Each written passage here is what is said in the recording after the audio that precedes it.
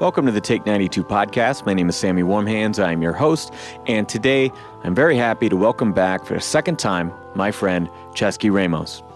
We're going to talk about his Sad Fat Luck trilogy of albums, as well as his brand new release, This Guitar Was Stolen, along with Years of Our Lives, containing what I think is the song of the year, 2020 BC. We're also going to talk about his upcoming work with the Fat Records crew. This is Ceschi Ramos. Good to see you. It's good to see your face, man. It's been a long time. Yeah, it's been a while. When we last spoke, Sad Fat Luck was a finished 9-song album. And you were saying like, oh yeah, it's ready to go. It's about ready to come out. And then the booklet explains that, you know, after some personal tragedies with losing some loved ones, that you ended up writing a bunch more and actually having to get the album kind of remixed, remastered, new artwork, all of this stuff, and put out. It's crazy to look at that change. And how do you go from 9 songs to 34 songs between these two records that dropped that one spring, summer period, all back to back? I mean, what was that period like? I think it was a reaction to some key deaths of friends. I had kind of like a manic break, I feel, and I started just writing, creating. Yeah, it's almost like a blur even making some of that stuff. It was just this constant process of creation. Yeah. The key songs I remember making for Sad Fat Luck was the song Sad Fat Luck, the song Daybreak, the song Sun Soleil. I remember making those 3 songs in the same time period, basically. Yeah. And that was added to finish up the first album. The idea of the trilogy came only after that. I started making songs that were having conversations with other songs. Yeah. Electrocardiographs as well. It ended up being sort of a response to other songs in another era. And I don't know. It happened really quickly at some point after fucking like a solid chunk of time of not being able to write anything. Yeah. I mean, I've had those experiences where, you know, I'm not the kind of writer that'll sit down every day just for the exercise of doing it.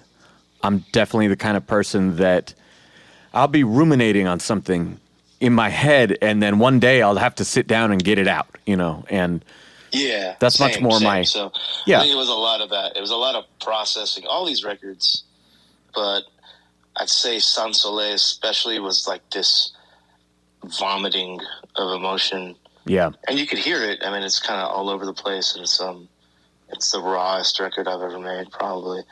It kind of had less rules than anything else. Yeah. I just knew that it was a reaction to the first record, which is Sad Fat Luck. Well, let's talk about Sad Fat Luck, because on the show last time, you were kind of trying to describe it a little bit before anyone had heard it, and we talked a little bit about like POS's turn from Never Better to We Don't Even Live Here, and you had said, this is a quote, "In a way, this is the most pop record I've ever made," and you were kind of like, I think a lot of people will buy into this change, but there will definitely be some who are thrown off by it. It's definitely a curveball, you know. The second track, you've got auto-tune and trap hats and, you know, almost no semblance of the sonic palette that you've used on past records. Was that a change that you were going for, or was it something that Factor was trying to push boundaries and experiment with? I think both of us, we follow modern music, whatever it is, you know, pop music, pop rap. We like shit like that. I think we were both listening to quite a bit of stuff in that realm, and we hadn't really dabbled in it.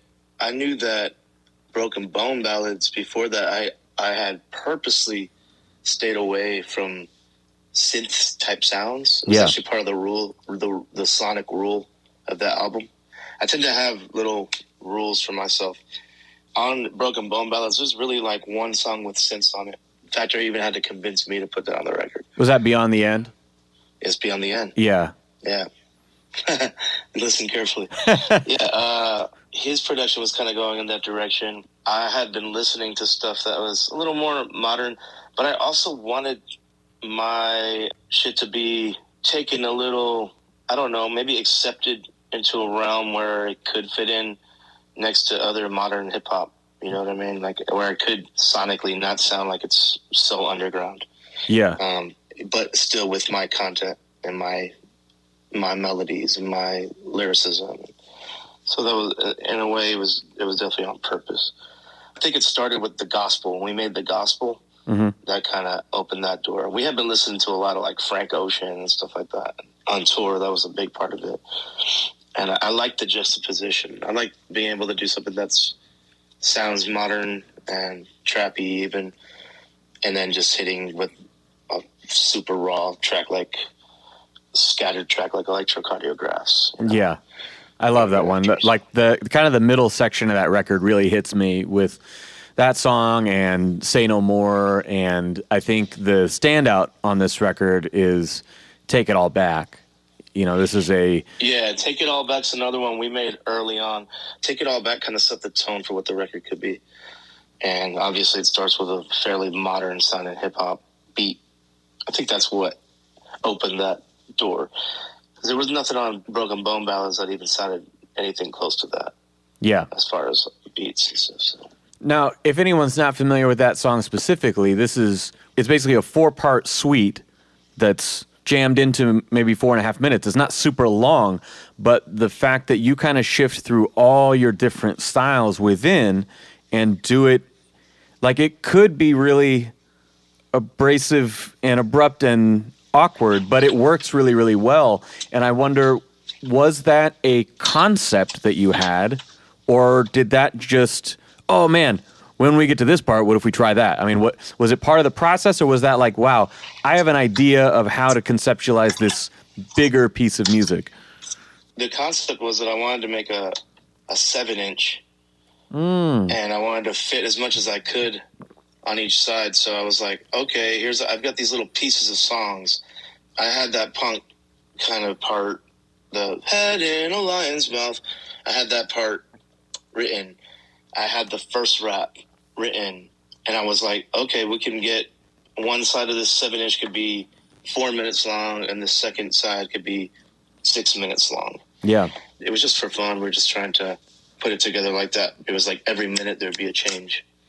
If you look at it, it's pretty much a 4-minute song, but it has, at the end now, it has some scattered like synths and slowed down vocals at the end. Yeah. So it goes over 4 minutes. But it's pretty much supposed to be called 4 minutes. And there was another one I was going to be called 6 minutes. Well, it's an impressive piece, man. It really is. I remember seeing a video of you. Am I mistaken, or did you do like one of those NPR Tiny Desk things? It was a Fistful of Vinyl. Oh, okay. It's in LA. There's some more punk-centric radio show, KXLU. Okay, yeah. I remember seeing that at the really time, cool and just being blown away. Is the DJ. Really cool. It's funny, you were one of the people, and there were several, who told me, like, hey, you know, you got this reputation that you know, kind of a workhorse or whatever, but you put out too much shit too often, right? And so while I was actually in the process of kind of focusing all of that on one big double album and really slowing down and putting all that energy in one place, then you dropped 2 in a row within a couple of months. Now, knowing that the third part of this trilogy wasn't ready yet, is there a different relationship between those first 2? Or I guess what was the urgency for dropping Sans Soleil so quickly? Oh, I thought the third one was finished. Okay. That's the thing. I thought it was done. You know, it's very possible that it's finished already.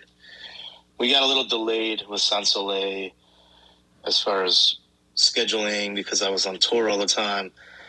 I wanted it to come out like Sad Fat Luck, then 2 months later, then 2 months after that, and then I was done. But it didn't, and I didn't have a chance to go back and finish Bring Us to Head of Francisco Falls with Factor. I just was on tour, trying to survive financially kind of fell into a rut financially as well right before pandemic hit. That was all part of the reason I couldn't finish that record. Yeah. Otherwise, I would have put it out. And the only reason I would have put it all out so quickly is because I wanted to just be done with the Ceschi name. Mm-hmm. Otherwise, I would have just waited.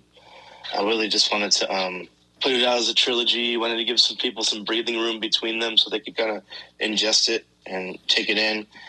I realized pretty quickly that putting out Sans Soleil as quickly as I did after Fat Wreck, people didn't realize it came out, you know? Yeah. So I realized pretty quickly that people did not ingest it properly, that it came out too fast. Exactly what I was worried about, or what I probably recommended to you. Yeah. It was happening to me. As much as I wanted to just be like, all right, I'm just going to put the shit out, it didn't work. Aside from the people who purchased the trilogy, I had like this allegiance to them, you know what I mean? Because they pre-ordered all 3 of the vinyl. Oh, so okay. That was the thing that had me feeling like shit that I didn't finish it in time, which is part of the reason I finished this album right now and gave it away. Yeah. Because I just felt like it's been 2 years since I should have put out Bring Us Ahead of Francisco Falls, the third one. Yeah. It's been 2 years exactly. It was supposed to be November 4th, 2019. Mm-hmm. And I still haven't been back to Canada. And I tried to mix stuff with Factor online and do the things, and it just doesn't feel right. We just don't get the tracks the way they need to be. When we're in the room together and we're getting really nitpicky and detailed about mixes, it's just a different thing. Yeah, especially totally. when I'm working with him. It's like there's just so much shit that we're not going to catch on Zoom or whatever. It's not fair to the project to just put it out as demos or whatever. So I haven't felt like it's done yet. I have about 44 tracks for it. Wow. So that's going to be a double album in and of itself? It'll be a double album. Wow. Yeah. And it'll be the last Ceschi album, period. And it's got to be good. I'm not going to put that out if it's not ready. So I put out This Guitar Was Stolen as a sort of a thank you for your patience. Yeah. Well, let me pause here for a second, though, because it's very interesting to be talking about, okay, we're retiring the name. It's going to be the last Ceschi album. This series is going to be the last Ceschi album. But again, we go from a 9-song record, now it's 13. Then we drop a 21-track album. Then the third part of this trilogy is 44 songs. Plus, we have this new one that just came out. So how is it that you are at your most prolific, inarguably, and yet feel the need for a complete change? It's not about lacking creativity or stopping artistry. It's about ending expectations of me. Does that make sense? I think for quite a while there were expectations put on what my music should sound like or what I should do under this name. When, as you know, like you as well, we make all types of music. Yeah. And it's very liberating to be able to be like, no, I'm just going to start a new project and kind of start anew. And there'll be no expectations attached to that. I've always kind of respected people like Blake from Jawbreaker or Pat the Bunny or Mike Patton, who could go and just be like, okay, well, this is me as well, but it's another name. It's another thing. You thought this was going to be Mr. Bungle? No, it's not. It's going to be Lovage, and it's going to sound like this. And it's still me.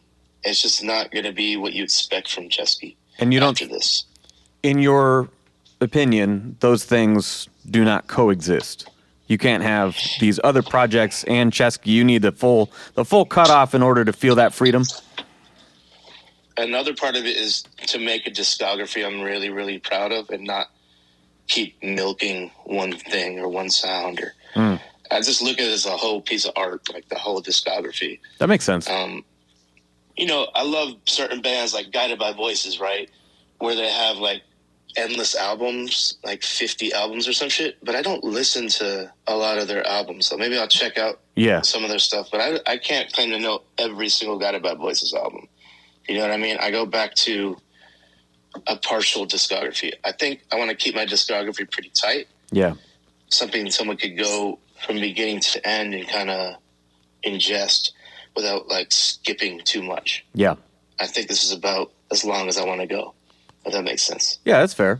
I want to ask about the title, Sans Soleil, but probably not in the way that you're thinking. It reminded me of Propagandhi, for example. They released the album Supporting Cast. And on that album is the song Potemkin City Limits, which was the name of their previous album.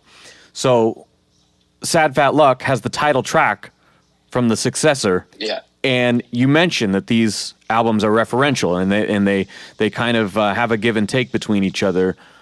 I'm just curious as to what that, like if you had that intent while you were finishing Sad Fat Luck, or if that was something that kind of just came later by accident. Yeah, I think Sans Soleil was the last piece of Sad Fat Luck, right? And it opened up like a whole new world as far as it was the most clearly written song I'd ever written about loss. It's also a documentary film that I really love. It's by a French director called Chris Marker, and it's a travel log, but it's like this existentialist travel log. I really recommend watching it if you ever have a chance, and if you have patience, because it's kind of long. But I figured if I'm going to do a eulogy to my past, so Sans Soleil jumps through different eras of my musical upbringing. Yeah. From underground hip-hop to grunge to fucking everything I've done in between is kind of showcased on this one record, right? Yeah. A lot of eras of my musical upbringing. So I looked at it as a travel log / eulogy.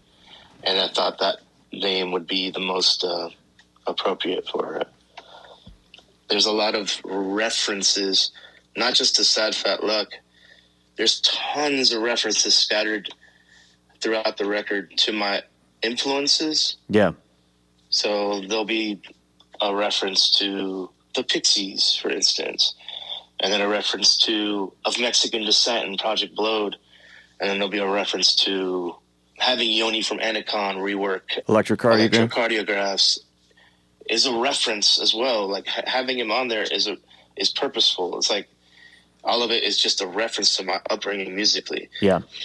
If that makes sense. So it's kind of like a travelogue jumping through the history of my music work. Yeah, I think it makes even more sense having reread all of the liner notes that come along with it. Because, I mean, there's a lot in there. I mean, that's like a condensed autobiography, really. I mean, you cover so much ground of, you know, how you became this person today. And sonically, you mentioned it was a reaction to Sad Fat Luck, calling it Incesticide versus Nevermind, or Robin the Hood versus Sublime. And I thought Robin the Hood is the best example because, as you're talking about, that is the best example. These little homages. A lot of people don't know that record. Yeah. So I just figured, like, you know. But because it has this mixtape format where you're using these little vignettes and even these little kind of like ironic acoustic versions of big famous pop songs and stuff like that that are just kind of creating a world fragment by fragment. It's like a collage piece. It really is. Exactly. And I think Robin the Hood, I went back to that record around that time and I was like, I want to make something like this. Like they made this after 40 Ounces to Freedom had exploded in California. Yeah. You know what I mean? So Robin the Hood is like this reaction to that. Like, oh yeah, you think we're fucking selling out? Watch this. We're going to do a 4-track collage album. Yeah. And it's like it's a bizarre little record. I love it though. Yeah.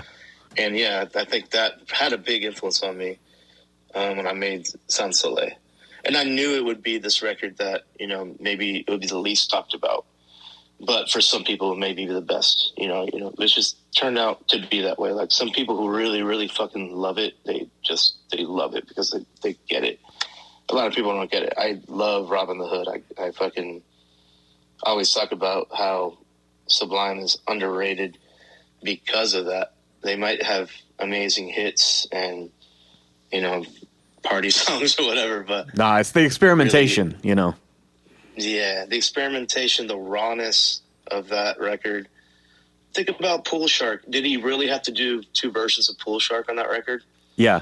You know, full-on punk version followed by full-on acoustic version. It's like this, like, real calculated, real thought-out collage work where it's like, here, I'm going to repeat this for you so you fucking understand my pain. You know? Well, yeah, because live they would play it half and half. And a lot of their shit was like referential to their influences, right? Yeah. So in that same way, that's what Sans Soleil is for me. I think that talking about those kind of reaction albums, that really strikes a chord with me because I am 36, so I wasn't exposed first to Nevermind and Dookie and Punk and Drublick and those first albums. I was exposed first to In Utero and Heavy Petting Zoo, right? And those second albums, Insomniac, all those albums that were a little bit nastier, a little bit gnarlier, that were like, fuck you, we're not just going to do the thing that you want us to do, you know? Yeah, and those are some of my favorites, you know what I mean? So, yeah. I have a huge soft spot for that. Here's a whole other thing that I failed to tell you. I turned 40 this year, right? Yes. I really wanted to wrap shit up by the time I turned 40. Yeah. I really did. Yeah. I was like, oh, that'd be cool.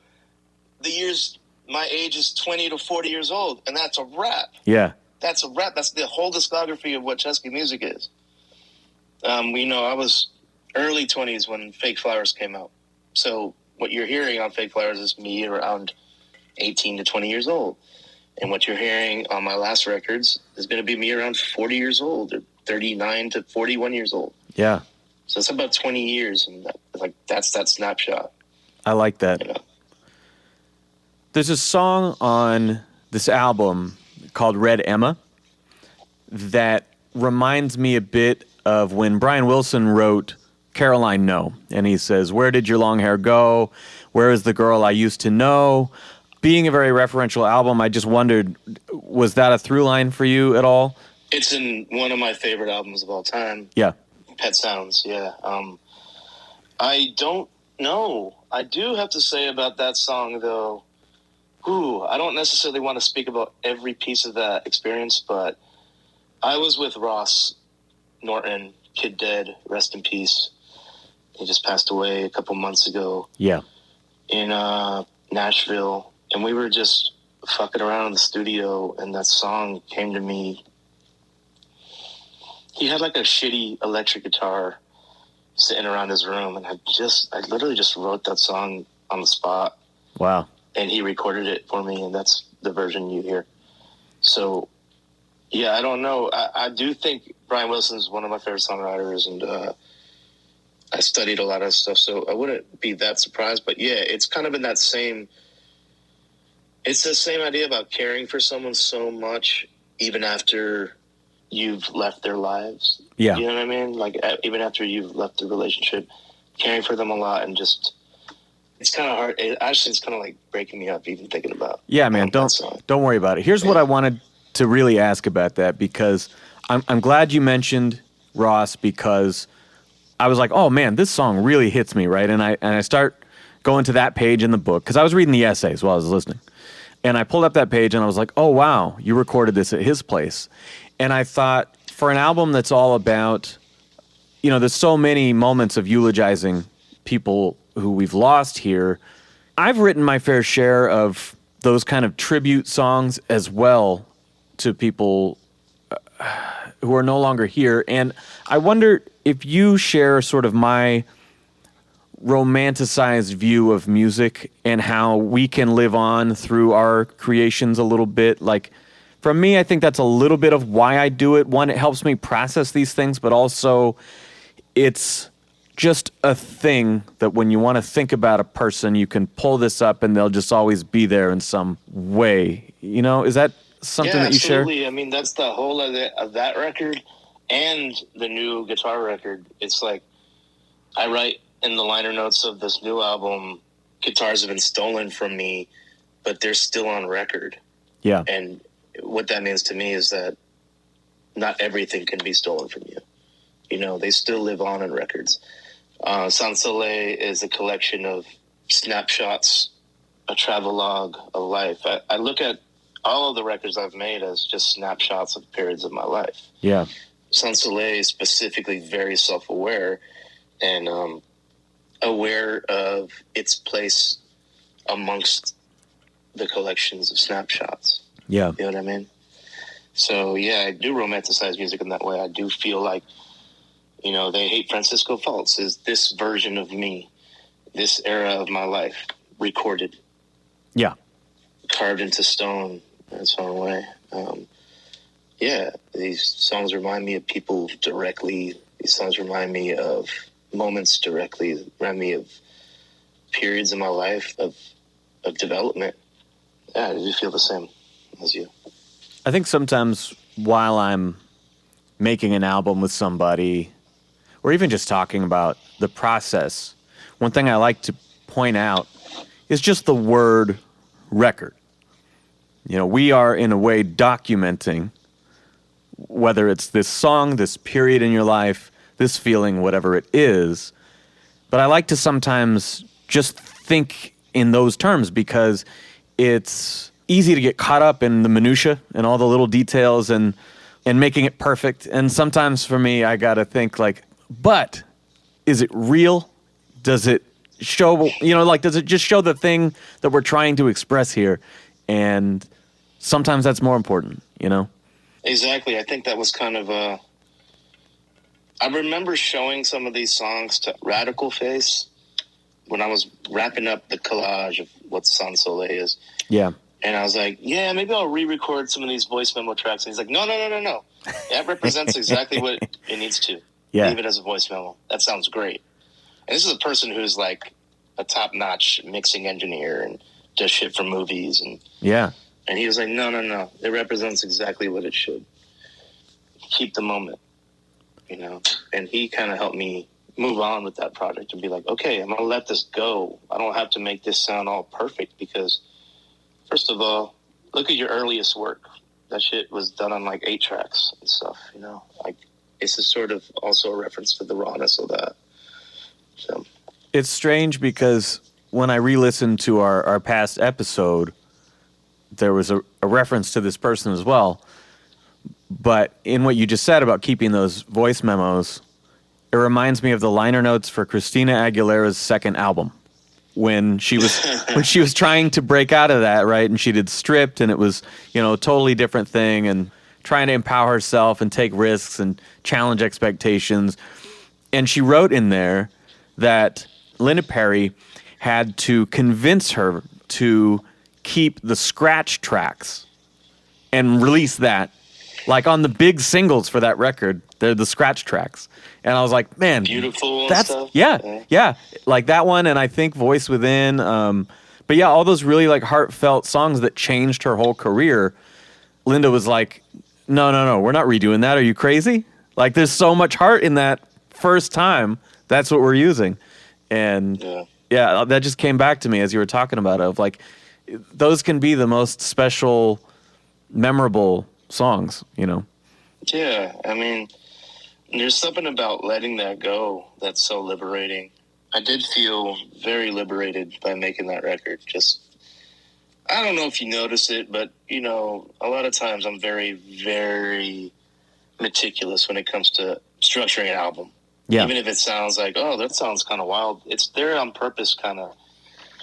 That record, it was more like concept on top of meticulous engineering. Yeah. And meticulous sculpting. It was more like stick to the concept, build the concept. And it was more like conceptual art. I'm happy I did it. Yeah. Even if it was very liberating. So. Well, and speaking of being very conceptual, it's worth mentioning, and I didn't make notes about this, I didn't really look into who is responsible here, but the artwork on both of these projects being multi-layered and very unique for each one. I mean, the way that they interact with each other, the pieces of the packaging is really, really striking. Can you talk a little about that? Yeah, that's Andy McAlpine is the designer. He's based out of Amsterdam. And he's been a fan, a supporter of just underground hip-hop shit mostly, and also I mean, all kinds of music for so many years. But he reached out. I remember I was on tour with Scotty Sixo, rest in peace, and MC Homeless, and they did like a last minute show for us in Amsterdam.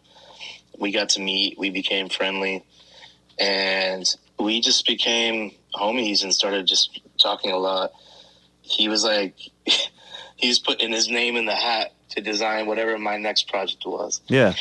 And so I gave him a shot. We started working together on posters and things here and there, and I really liked his style. I had a very specific idea for Sad Fat Luck, which is what you see, because it's a reference to the movie Sans Soleil. Okay. So there's a scene in Sans Soleil, the documentary, where there's a temple of luck cats in Japan, and one of them is missing its paw. Yeah. Instantly, I think that's that one unlucky cat in the sea of luck cats. Yeah. And I wanted to make it even less lucky to represent with the arrow years of my life. Yeah. So I was like, let's fuck him up. Let's shoot him with arrows. Let's give him a black eye. Yeah. And then one day I had some breakthrough in the morning. I was like, hear me out, Andy. We got to make it so there's an O card, a translucent O card, print the cat on top of it, and all its guts and bones will be underneath. It's pretty amazing. And he did just an incredible job. It's pretty awesome. So. And then with Sans Soleil, it again also has this sort of interactive component to it, as the booklet has its own, could be a cover by itself with that collage work, and then this really vivid, bright color packaging with the negative space there. Was that the same designer? Same designer, yeah. Okay. Same designer. He's doing all three. He did the cover to the guitar one as well. Yeah, so I gotta say, so the CD version of Sans Soleil, that's the proper color that it was supposed to be. The manufacturer fucked up on the vinyl and made it a different orange, and they made it a different orange on the tape, and we were pretty upset about that. The proper color is that, like, sherbet fucking yeah, whatever that orange is, peach orange, that neon, whatever that is. That's the proper color. Yeah, it stands we wanted out. to do something that was referential. If you look at the collage inside, every little piece in there has meaning. It refers to songs from Sad Fat Luck and songs from Sans Soleil, and it ties them together like a weird web. Again, I love the liner notes because both of the quotes that I pulled about each record were in the other record. I just like how it's all tied together. Yeah, they're all wrapped together in a web. And the third one is to some degree as well. We'll see. Well, I wanted to, of course, talk to you about the new album because this is why we were chatting yesterday. This guitar was stolen along with Years of Our Lives. And you talked a little bit about the title, but this album just hit me instantly. The thing I liked about Elm Street, for example, is that it felt like the intensity, the passion of your live show. And this record really translates that as well.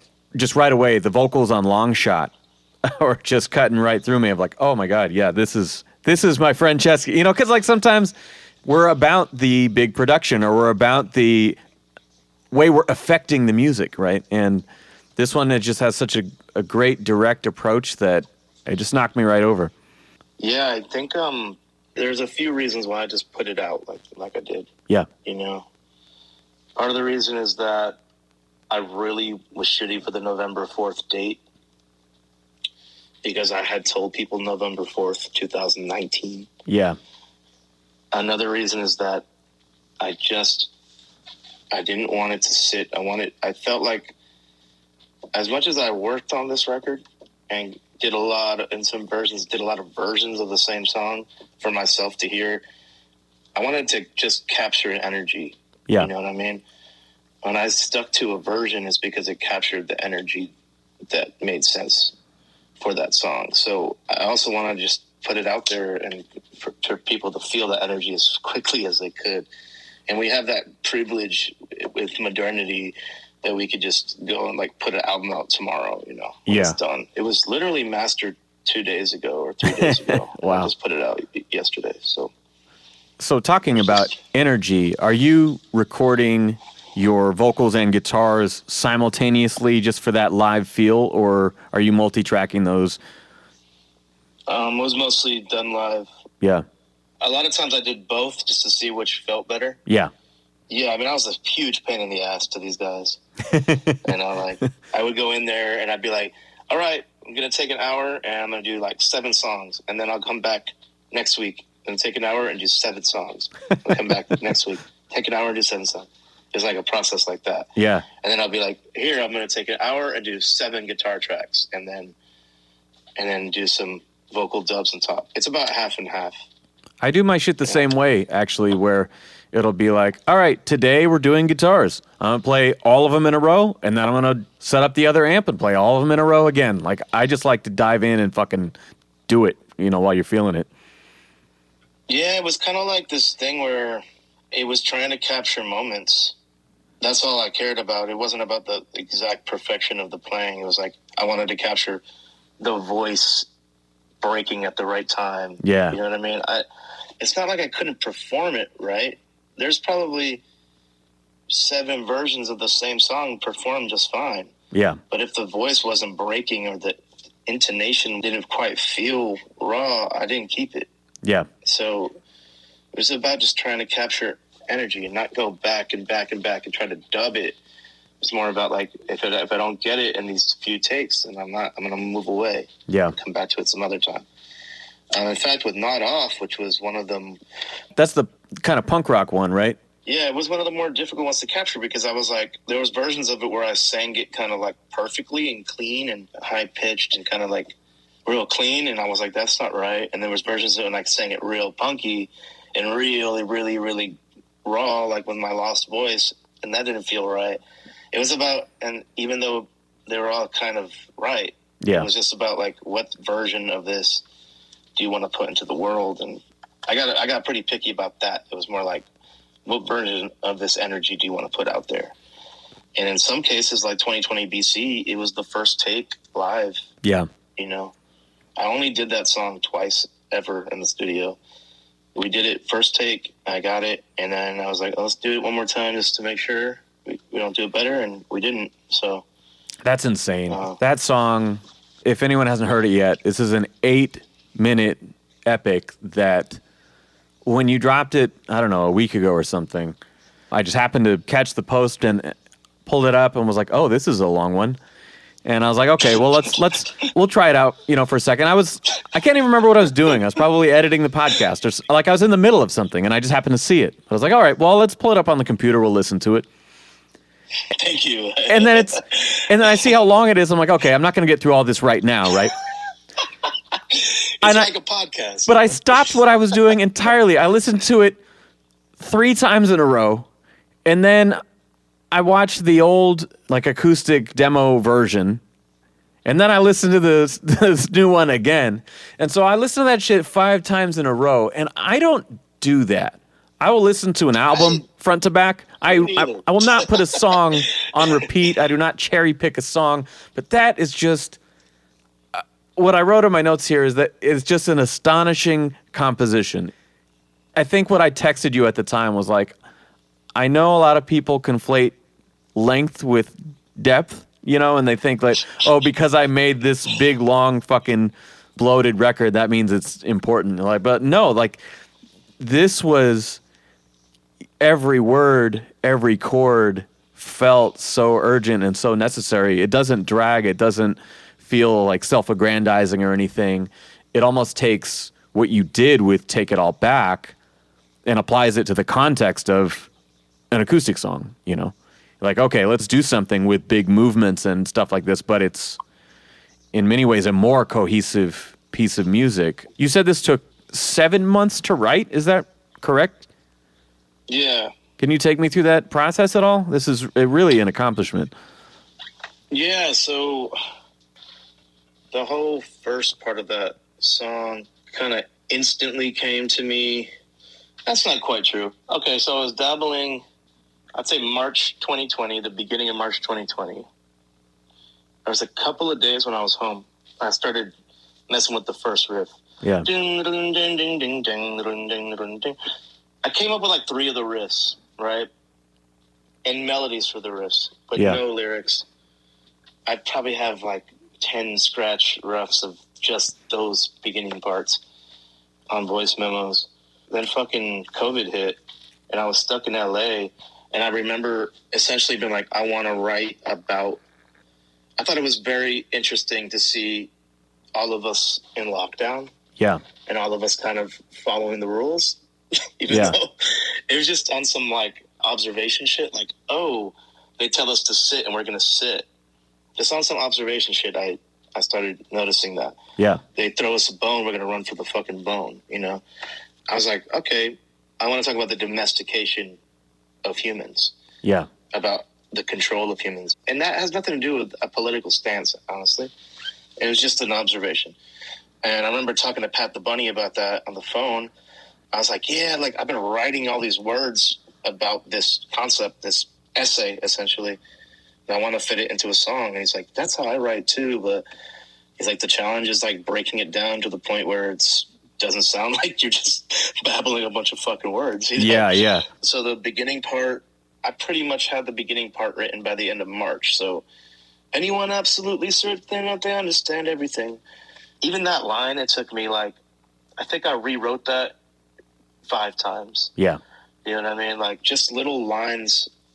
I knew I wanted to write about corporations taking advantage of frontline workers. I knew I basically wrote like outlines about shit I wanted to write. Yeah. And then I tried to make them simplify those concepts as much as possible and make them sound decent. I got the beginning parts, and then I was completely fucking stuck. I was trying to think about when I figured out the high-pitched part for we'll call it part 2. Yeah. Part 3. I was like super depressed, but I would follow my family to the beach when I moved back out to New Haven from LA, and I started just bringing my guitar there just in case something would come to me. And I started playing the high-pitched part that became the crowds are growing larger. Yeah. So I pretty much wrote that part at the beach when my family's like out on the ocean and shit. I'm alone, like in the sand, covered in all black. Yeah. Just like, okay, writing this song.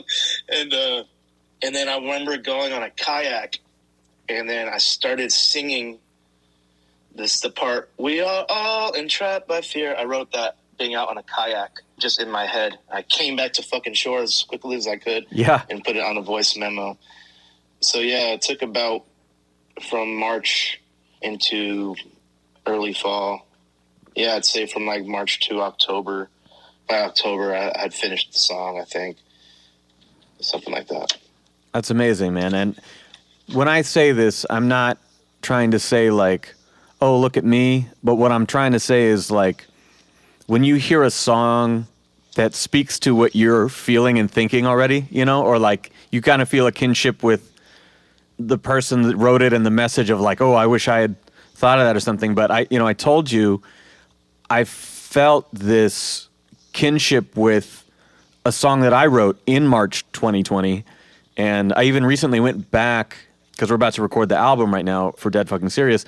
And I went back to check, and I had the date. It was finished on March 29th, 2020. And yours is a much more big picture version of this, I think. Mine was really born from me being newly classified an essential worker. And so like the first half of it a lot is about that. But this is a band who generally, our records will be 18 songs in 18 minutes. You know, they're very, very short. And I had this idea that when we play live, we'll play 5-song medleys, and we'll do 5 of those, and that's our whole set, right? And we don't stop long enough to click into the next one. It's just on the one, we continue the next song, right? And it's just like Ramones. I used to see I saw the Ramones 4 times. Really? They never stopped. Yeah. They never stopped. Yeah. Like, what did they about?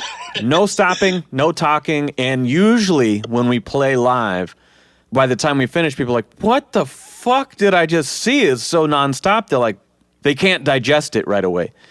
And so my thought for our 3rd record was, a lot of people know me for covering The Decline by NoFX. Like, you know, that's a big favorite song of mine. It's a big influence. And I thought, what if I were to take this concept of these medleys and apply that to one song like they done it? They set the precedent, right? I could do that. And so I had this idea for our third record. It was going to be something like that. I'm going to try to take our medleys that we do, but write something with callbacks and enough consistency to make a big song. But that was a musical concept. What the fuck is that going to be about? I don't know. And the pandemic hit, and it was like the worst anxiety of my entire life. And so all these lyrics started coming out of me, and before I knew it, I had this 5-minute hardcore song that talks about, and they're not even things that I necessarily agree with now, but fears I had at that time, you know, and talking about like, oh God, we're going to see riot police in the streets. We did. There's a line in there about like, you know, he's going to delay the election so he doesn't have to leave. He tried to do that. You know, like there's all kinds of fears and anxieties kind of manifested in this one song. And it could not come out because I was an individual and everything's locked down and I have no way to record my band. It's not a rap song I can just do. So to this day, it hasn't come out, and we're finally recording next week, but hearing your song hit me as a person who had already gone through a version of these feelings and tried to make my own statement on it. Like, I just hadn't heard, you know, people make references or whatever to what's going on, but hearing your take on such a big scale in the way that I felt it needed to be said, it really connected with me. And I know that's a big fucking, a lot of baggage in that statement, but no, that's really cool. And I mean, that's why I had a friend, my homie Alex Barnes, was like, he heard me try it on an Instagram Live or something. Yeah. I did it like briefly on an Instagram Live with some friends of mine, with MC Holmes, I think. And my friend Alex Barnes was like, yeah, you got to just put that out now. Yeah. And that's why I did the YouTube video early. Yeah. Because it was like, okay, well, this is done. I think it's done. You know? And that's why I put it out, because I was hoping people would relate. I hadn't heard anything like that had really touched upon the shit in that way before. So it was also just to share and connect with people. I love it, man. It again, it really hit me, and so much of what I wrote last year has still not seen the light of day and probably won't until next year.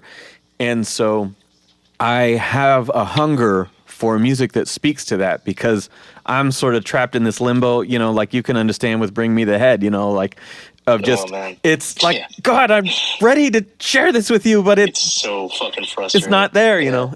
So again, hearing this just really kind of filled a little bit of that void for me. It kind of spoke to that, since I'm not in a place where I can do that. So thank you for that. It's, to me, that's the song of the year, man. I'm just blown away. Thanks for sharing that. And and I'm looking forward to that album. Thanks, man. Yeah, we'll be tracking starting next week, but I don't know what'll happen in terms of, I mean, we're not we're not really a functioning band these days, so we'll see when it comes out. But yeah, it wasn't the easiest thing to get to finish this guitar. It was not the easiest thing. It took a lot of juggling, and my brother's like never stopped being on lockdown. You know what I mean? He's like very, very cautious. Like getting him in the studio to do some drum parts was difficult. And in fact, it got to the point where there was a couple songs that needed drum parts at the end, and I ended up doing them. Really? And I did the drums on Lucky, and I did the drums on If I Woke Up, because he just wouldn't come out to the studio and just didn't have time with his 2 kids. And he did all the other drums on the album. But yeah, it was tricky. We're not like a functioning band. So it was pretty much me trying to get sessions together for our bandmates. And at the last month or so, like October, was a lot of that, like setting up sessions for my bandmates to do things individually, so then we could piece it together. And actually Baz, who did the symphonic version of The Decline, he mixed the whole album. Yeah, I saw that. So he really helped me put it all together. He's amazing. He really is fucking brilliant. So. I do want to touch on Baz, but I first was glad that you mentioned David, because when Consider It a Win came on, I was like, oh, fuck. Like, it's the perfect second track because it really just picks it up, kind of jump starts the energy. And who's playing the bass on that song? Because, oh, my God, they're crushing. That's John Conine who, he murdered that. That's John Conine who recorded the record. Okay. I got to give a huge shout out to John Conine. He is just the most patient human being.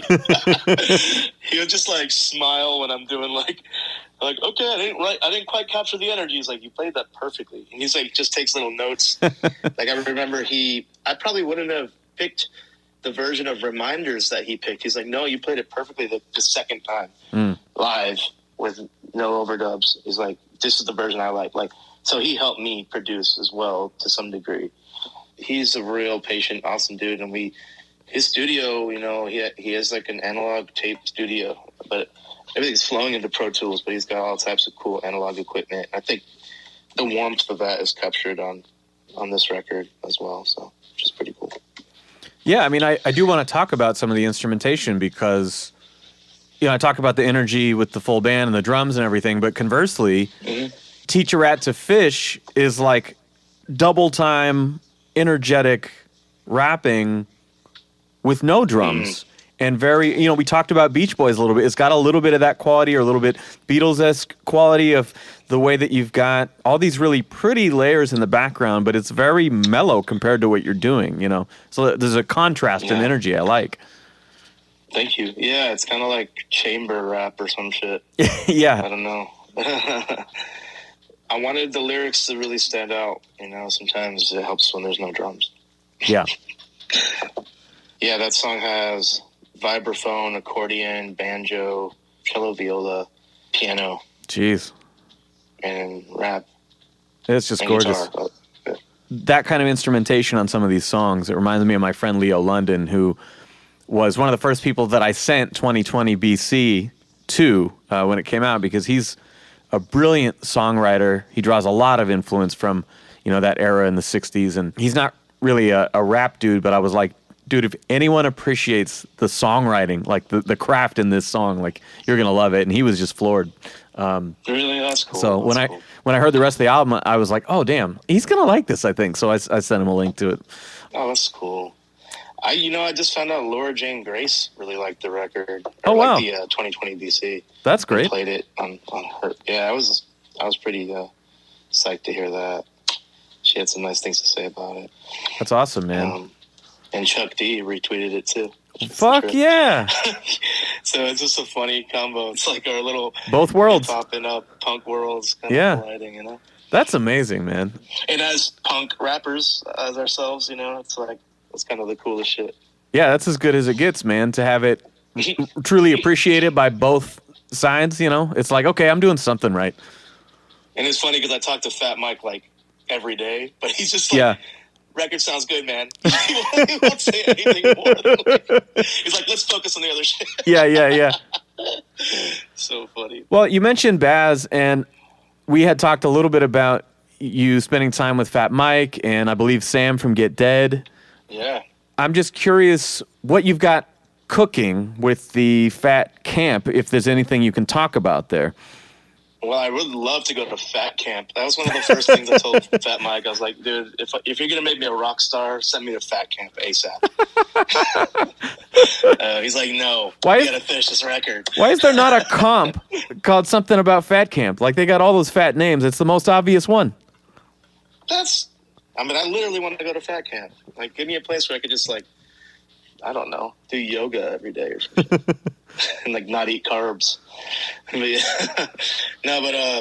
I'm just going to say it now. We started a new band called The Co-Defendants. It's me and Sam and Fat Mike, honestly. Nice. It's mainly me and Sam, but, like, Fat Mike's really, really involved in it. Baz has been really involved. I mean, he's helped us create our first songs. But it's basically me and Sam from Get Dead, and yeah, we'll see a lot more in the next year. I saw that Henri was at least one of those sessions. Is that right, or was that for something else? Of course you saw it, because Henri puts everything online. So I'm fucking like, He's like, here's me eating a cheeseburger. Here's me. Shout out to Henri. You should come on the show too, man. Yeah, he's on the first song we did together, and that's rad. Yeah, hopefully that comes out at some point soon. I'm gonna be out there again at some point this month, and yeah, we have a bunch of demos and stuff. I don't know what's gonna survive. I don't know what's not. Yeah, it's pretty exciting. It's cool, and I really think I wouldn't have finished This Guitar Was Stolen if it wasn't for Sam. And we just kind of went into this crazy creative space where we were just writing like fucking. It was almost like writing club or something. Yeah. Like he just pushed me to write, and I pushed him to write, and we were just inspiring one another.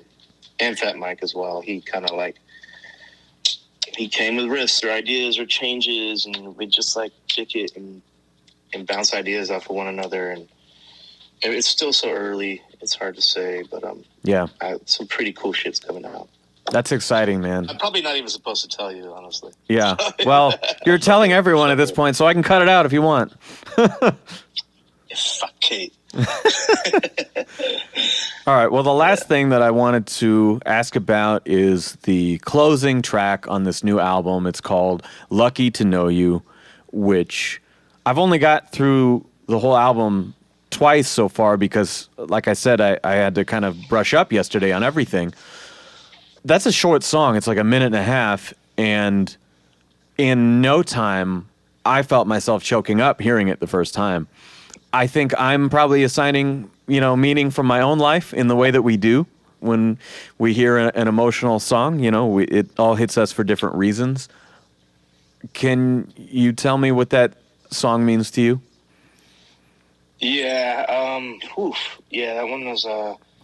I remember I picked up, so I bought my nephew a little ass guitar for Christmas when he was way too young for it. He's only 4 right now. And I got him this little guitar, and I remember just picking it up one day and just playing like the C and the F and just writing this song. And I think specifically I was talking about my best friend from childhood, John Nagel, who, losing so many people over the years, like, it's hard to say. I mean, it's about everybody. Yeah. But I think at the time, it was me still processing that death and coming to terms with the fact, and it's about the stages of grief, really simply. It's like when the anger flushes out my system and denial finally walks out the room, it's like you're coming through these stages of grief. Yeah. I was left alone with my thoughts, all these thoughts, processing thoughts. And I realized I'd never be me without you. That even your death day even created me. Do you know what I mean? Like even your death is created me. So thank you for creating me. And so it's like to everyone we lost that helped create us, Well, it's very, very powerful. It's a perfect ending to this record. I remember when I first downloaded it and I looked at the track list, I'm like, how the hell are you not closing with 2020 BC? How could you follow that, right? But when you close with this, that again, just glancing at the tracks and their links and whatever, I was like, well, that seems like it'd be more of an intro, right? But oh my God, it's the perfect. It was. It's the perfect ending. That's funny you mentioned that. I thought it was the intro for a long time. Here's what changed my mind about that. Because even John Conine, who recorded this album, Steve Hill as well helped out in the studio. But John Conine, who played bass in some songs and recorded the album, he called 2020 BC last song. He's like, it's the last song. No way. It's not. And I was listening and I was thinking about Neutral Milk Hotels and the Airplane Over the Sea. Yeah. And I was thinking about the song Oh Comely. And I was thinking about how Jeff just decides to put that song in the middle of the album. Yeah. This the longest song probably he's ever written, right? And how well that works. Because it's a breather and it breaks an album in two in a way that it makes it more of this journey. When I started rethinking 2020 BC as a middle song, then I started rethinking everything. I was like, I like the way Long Shot starts. It starts like, it feels like an intro, like in its way that, I don't know. Yeah, there's an immediacy for that song, for sure. Yeah, it's an immediacy. It's a great intro song because it's basically saying, as difficult as this road is, I'm going to keep going even if it's fucking illogical and I'm hurting myself in the process. Yeah. Here we go. And then Lucky is like, thank you, everybody. And like, it felt like a really powerful, like, outro. And I came together. It was really difficult to come up with a track listing. And I actually cut 2 or 3 songs. Really? So those might be given out to people who have the trilogy, or they might come out in some way or another. But the sequencing is admirable here because, again, you're juggling a lot of different content, lengths, sonic palette, instrumentation, and for a couple of albums that were getting longer and longer, a 10-song record feels really perfect right now. I mean, I talked about this with Abilities on the second to last episode. There is a certain beauty to leaving people wanting more, and when you've said what you're here to say, then okay, well, maybe these don't need to be there, you know? Yeah, and it's like, I like those other songs. I think they're definitely keepers for something else, but they just didn't need to be here.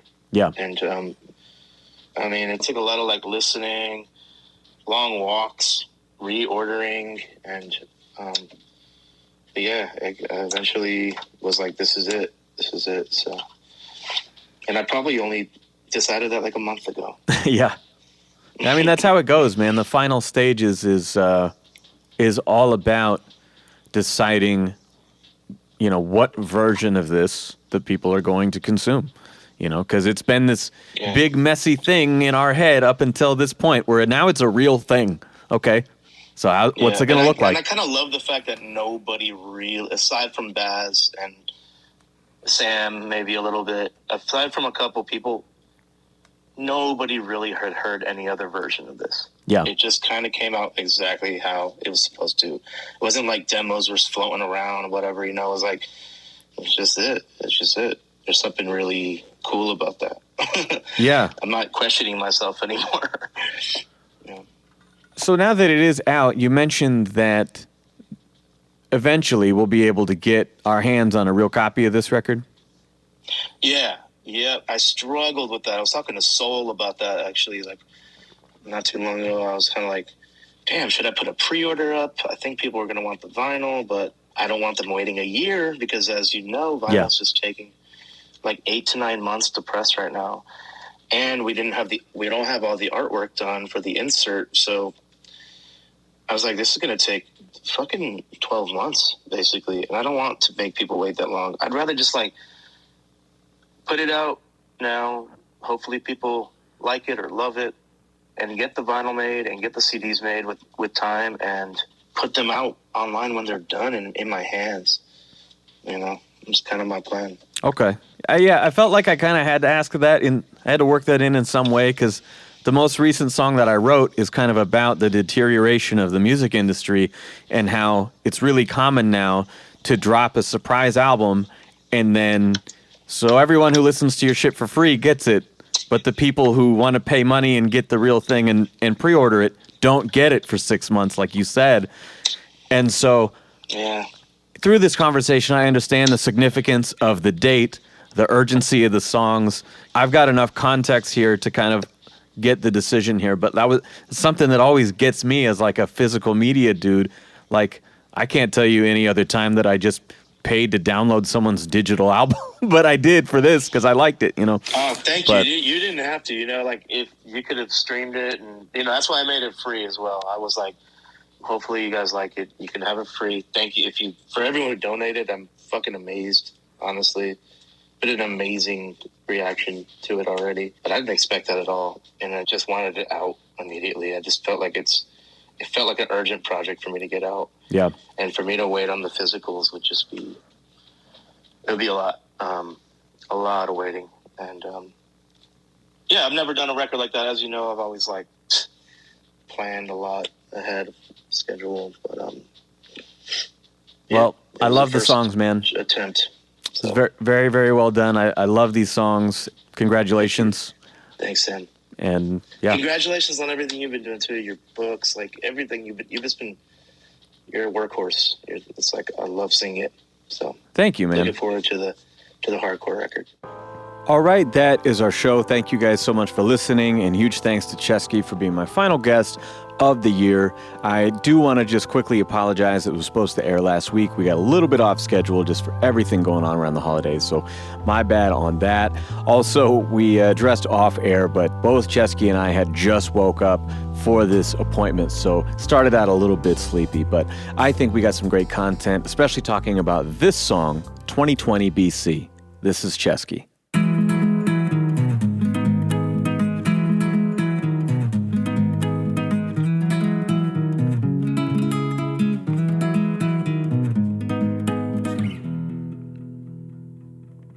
Anyone absolutely certain that they understand everything hasn't lived enough to know it's impossible to come close. Seek the good in humanity, right? Even if it's a struggle most times. Is hate natural, or were we trained to fight like some pit bulls? We've been locking jaws into each other's backs well before Christ.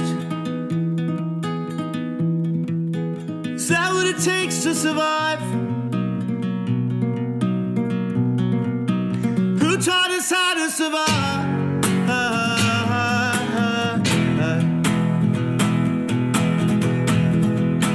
Fuck your neighbor to survive. Eat your neighbor to survive.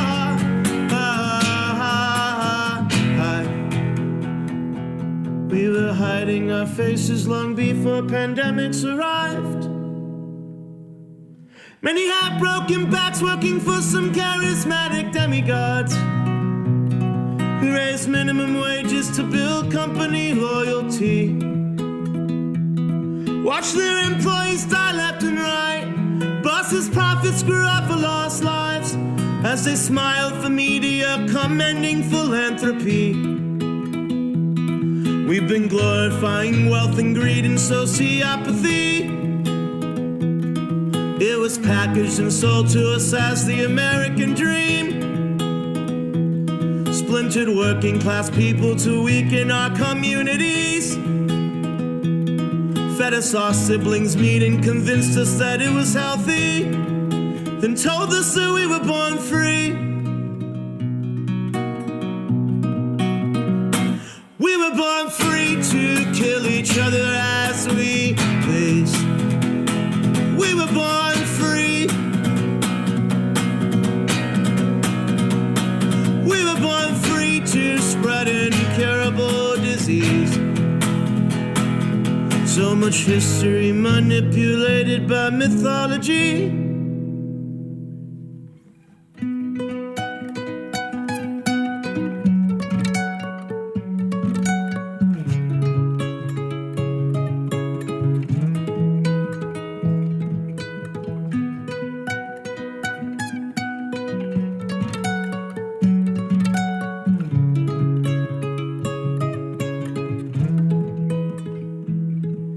The crowds all grow, Wing Roger, frothing at the mouth, gasping for air.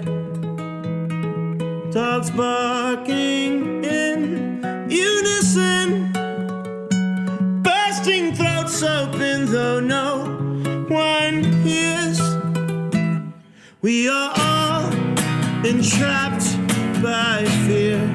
Satan and God and fascist billionaires, of gangs, pedophiles and radicals with beards.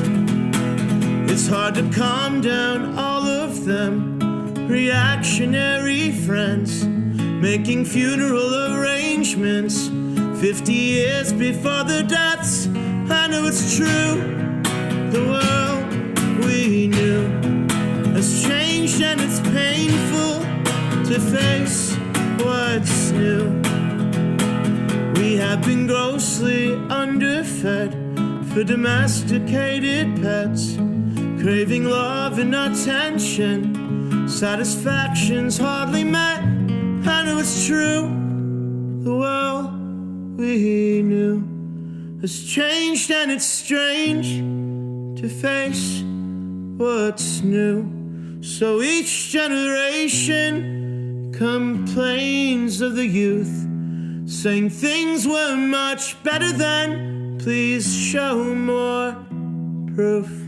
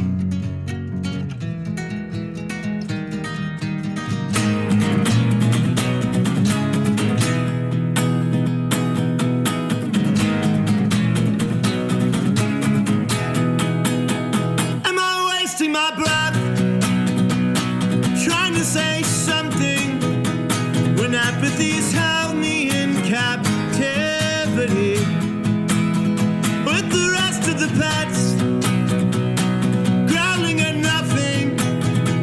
As long as we're fed and entertained, we'll sleep.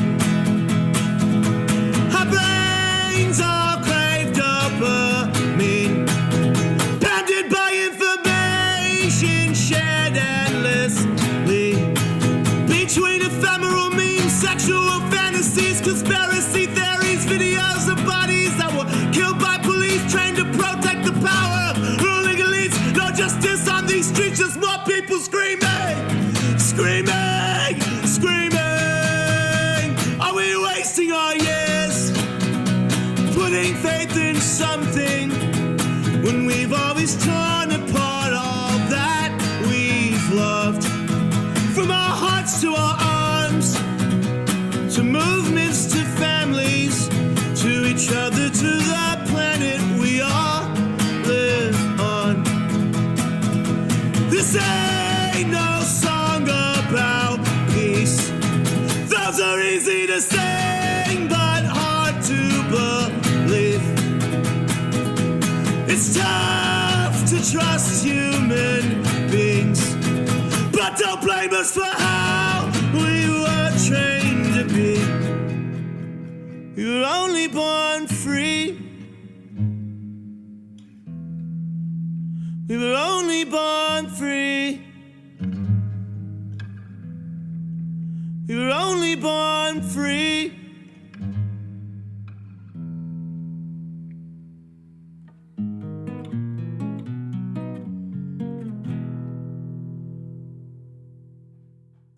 Blueprint, Illogic, Superstition, Gift of Gab. My name is Sammy Warm Hands, and these are just a few of the iconic voices featured on my double album, Figures of Speech, available now at take92.com and strangefamous.com. Do you miss live music and going on tour? Check out my new book, How to Ruin Your Life, The Daily Grind of a DIY Tour. The book chronicles nearly a decade of underground tours with artists like DJ Abilities and Christoph Crane. With a foreword by Carnage the Executioner, this book is a must-have for rap fans who want a peek behind the scenes. The book is available now at take92.com and strangefamous.com. For even more behind-the-scenes content, subscribe to the Take 92 podcast for interviews with artists from Sage Francis to Jello Biafra. This is Sammy Warm Hands from Crush Kill Recordings and Take 92 Music.